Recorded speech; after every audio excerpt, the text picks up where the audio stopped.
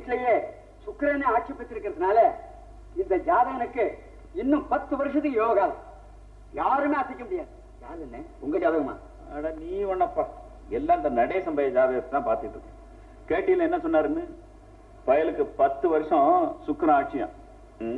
ஏன் ஜோசியர ஐயா, சுக்கிரன் ஆட்சியே பணம் கொடுத்து கவுக்க முடியாது? இந்த நவகிரகங்களை எல்லாம் சம்திங் கொடுத்து சரி கட்ட முடியாது ஐயா. தட்சிணை வாங்கியாச்சா? இல்லைங்க. வாங்கிட்டு போய். சரி. Good morning sir. என்னய்யா? பெரிய காமாட்சி வேலைக்கு வந்தா பெரிய இங்க கூட்டிட்டு வர சொன்னாரு, அதான் கூட்டிட்டு வந்திருக்கேன். போய் வர சொல்லியா? சரி.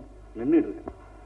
அண்ணே, என்ன தம்பி காமாட்சி விஷயத்துல எசுக்கு பசுக்கா நடந்துக்கிட்டீங்கன்னா ஆபத்து என்ன? ஐயோ, உனக்கு ஏதாச்சும் அது மாதிரி தப்பான அபிப்பிராயம் வந்துட போதுன்னு நான் சொல்லலாம் நினைச்சேன்ப்பா. வாங்கம்மா வாங்க. நீங்க என்ன பாக்கணும்னு சொன்னதா? ஆமா, நீங்க இன்னும் வேலைக்கு வந்துட்டு இருக்கிறதா மேனேஜர் சொன்னா துடிச்சு போயிட்டேன். ஏண்டா தம்பி, என்ன வேலை செஞ்சு பிழைக்கிற குடும்பமாமா உங்க குடும்பம்?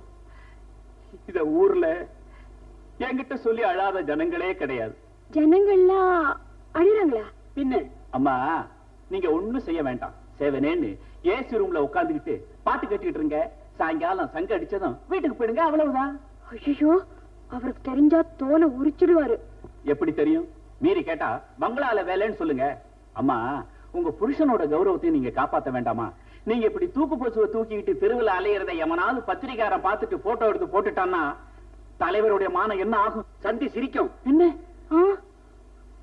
அப்படின்னா ஓசி ரூம்லயே இருந்துக்கிறேனுங்க. தம்பி, தங்கச்சிக்கு ஓசி ரூம காட்டு. சரி அண்ணே, வாமா. ஓசி ரூம காட்டிட்டு சீக்கிரம் வந்துடுறேன்.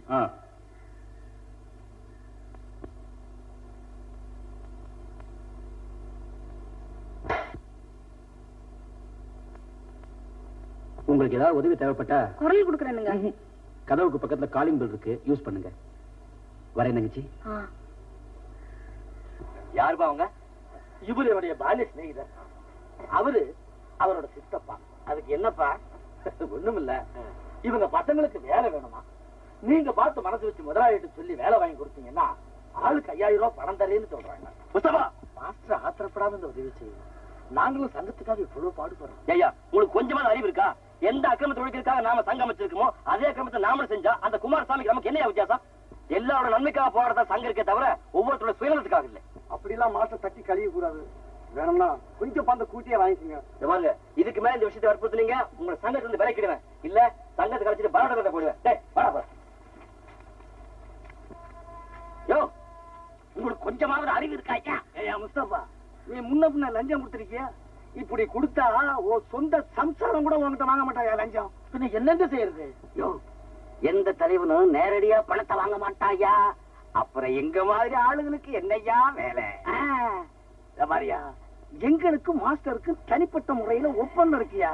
இப்ப என்ன உன் பசங்களுக்கு வேலை வேணும், அவ்வளவுதானே? நீ பணத்தை கொடு. அட குடியா, மேனேஜர் கிட்ட மாஸ்டர் பேரை சொன்னா போதும், உடனே வேலை கதறிட்டு வந்துடும். ஏதோ நீங்க பார்த்து நல்லபடியா செஞ்சா சரிங்க.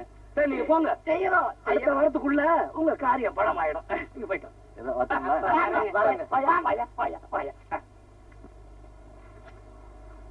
நம்ம பங்கு தள்ளுறது தள்ளுவல்ல.